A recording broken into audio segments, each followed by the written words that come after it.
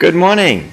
In our Parshat Bo, Hashem tells Moshe about the miraculous way in which the Jewish people will leave Egypt, that despite the fact that the Egyptians will be virtually completely destroyed, Hashem says in chapter 11, verse 7, Perek Yud Aleph Pasuk Zayin, Ulechol b'nei Yisrael, and for the entire Jewish people, Lo yecheratz kelev l'shono, a dog will not sharpen its tongue.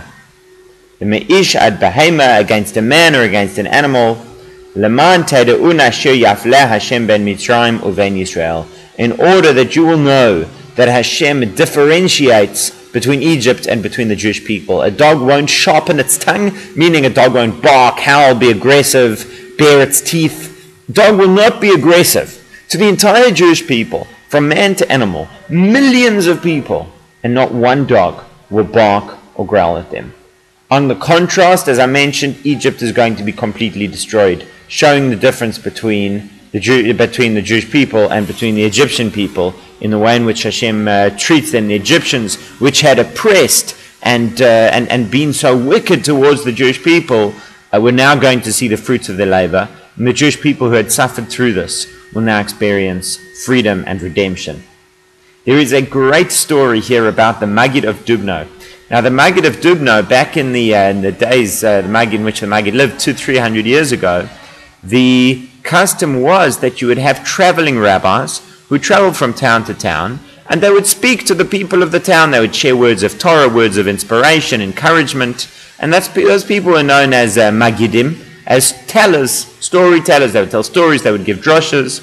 So the Maggid came to a certain town, and people would, after his speech, people would give donations. That was how they made their living. The Maggid came to a certain town, and he offered his services. He was world famous, a very well-known and brilliant person.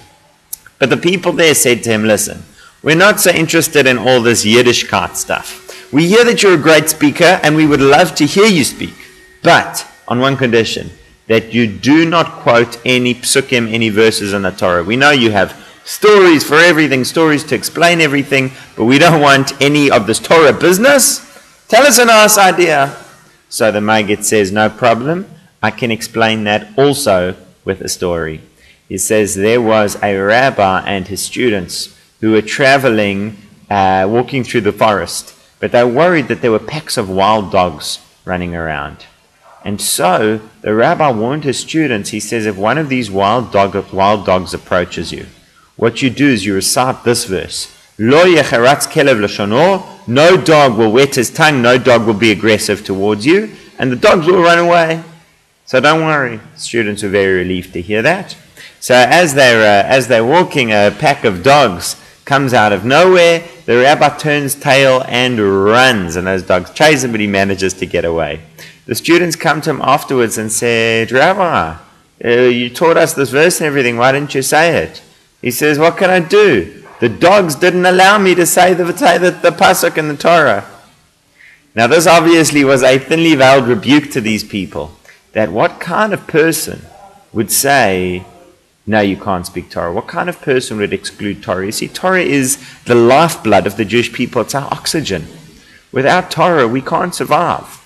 And so to say, I want to hear an interesting idea, but I want to hear Torah, interesting ideas are ideas of this world. Interesting ideas are things that come and go. Torah is God's wisdom from the next world.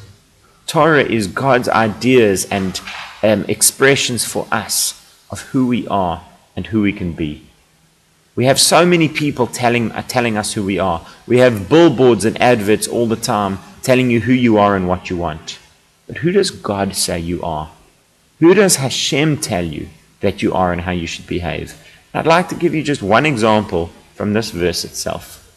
We find later on in the Torah, in Parshat Mishpatim, in Shemot Perek Chaf Bet Pasuk Lamed, Exodus chapter 22, verse 30, Va'anshe kodesh tiyun li, you must be people of holiness to me.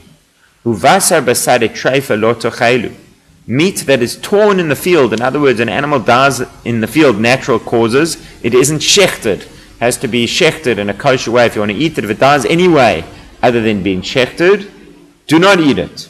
Lekelev tashlichon oto, rather throw it to the dog. The rabbis asked the question, Why are we throwing the meat to the dog? Why don't you sell it to someone who isn't Jewish? There's no problem with them eating it. And Rashi quotes over there from what our sages say. Lamdecha katuv, the Torah tells you, she'eina kadosh baruch hu makapech schar kol beria. Hashem does not hold back reward for anyone or anything.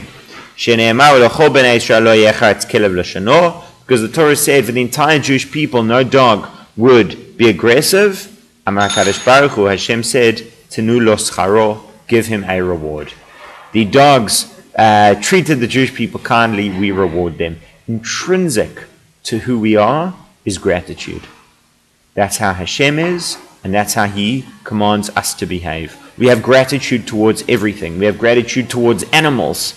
We have gratitude towards inanimate objects. The Gemara tells you, if there is a well from which you drank, do not throw stones in it. Throw stones in another well. In other words, if you need to destroy the well, for whatever reason, the one who drank from it shouldn't be the one to destroy it. Let somebody else destroy it.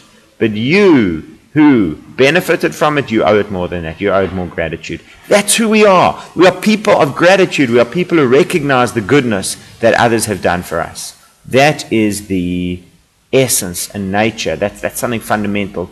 That's what the Torah tells us. To say, I want to hear a nice idea, but without Torah, that's saying, I want a human being's idea of who we are. We're not satisfied with a human being's idea of who we are. I want to know what my Creator thinks.